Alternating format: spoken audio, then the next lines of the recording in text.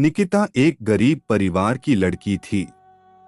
गांव-गांव में 16-17 साल की उम्र होते शादी करने की जल्दी हो जाती है। निकिता की शादी करवाने के लिए उसका परिवार जल्दी में था, क्योंकि उसकी दो छोटी बहन ने थी। उसके पास भी शादी करने के अलावा कोई चारा नहीं था। वह दिखने में साधारण थी और घर के हालात भी दहेज देकर शादी करने लिए अनुकूल नहीं थे, इसलिए उसकी शादी जुड़ती नहीं थी।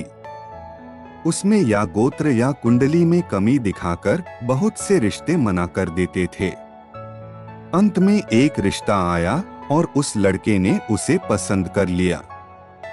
लड़का सेना में सिपाही था।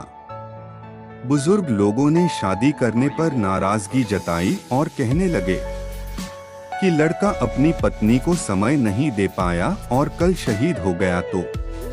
पिता ने बेटी से पूछा।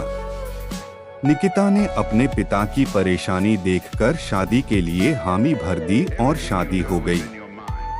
निकिता अपने ससुराल चली गई। फिर कुछ दिन बाद पति ड्यूटी पर चला गया। निकिता अकेली रह गई। वह सोचने लगी कि घर बैठे बैठे क्या करना चाहिए। सास से पूछने के बाद ही वह पहली बार घर की सीढ़ियों से नीचे उतरी। यह गांव कैसा है, वह देखने गई थी। गांव बहुत बड़ा था। वहां उसे कोई नहीं पहचान सका। वह एक बड़ी दुकान के सामने चल रही थी। तभी एक दुकानदार ने आवाज लगाई और कहने लगा कि भाभी कोई सामान चाहिए क्या? उसने दूर से नहीं कहा। कुछ दूर पर एक किसान अपने खेत का कृषि सामान लेकर शहर की ओर जा रहा था। उस किसान ने निकिता को सलाम किया और पूछने लगा, भाभी आज यहाँ कहाँ?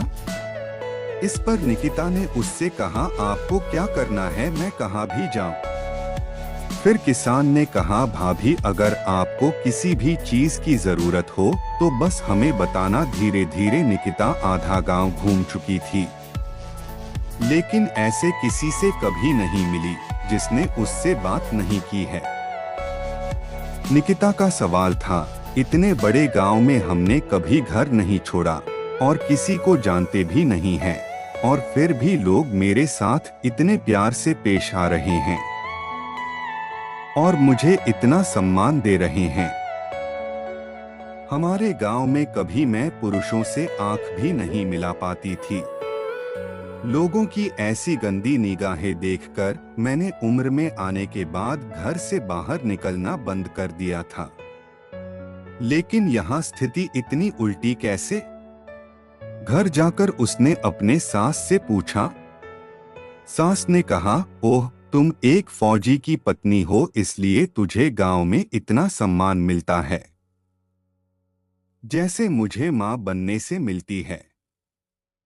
यह सुनकर निकिता की आंखों में खुशी के आंसू आ गए। उसका सीना गर्व से फूल गया। वह खुश थी कि उसने एक फौजी पति चुना था।